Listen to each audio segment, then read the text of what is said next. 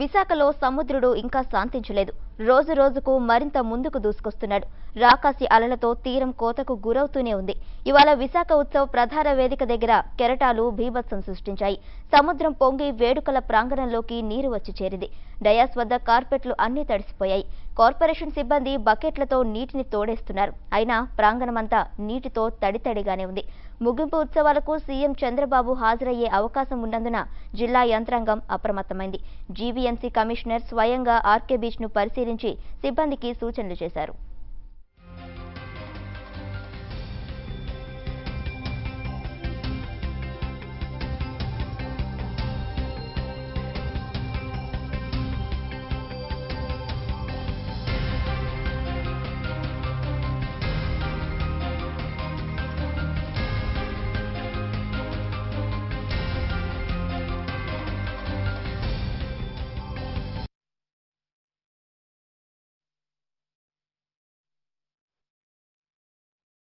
Water కొద్దిగా రిసీడ్ అయింది. Immediate further danger లేదు.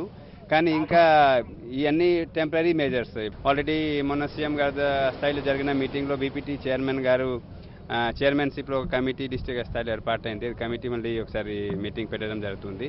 అందులో ఇప్పుడు బీపీటీ శాండ్ బైపాస్ చేస్తారు. ఫిబ్రవరిలో ఆల్రెడీ టెండర్ ఫైనలైజ్ అయింది.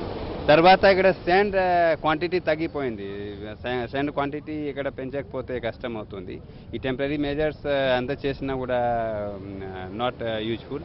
సో నౌ ఇమీడియట్లీ ఫిబ్రవరిలో స్టార్ట్ చేస్తారు కాబట్టి I hope this issue will be not there after February.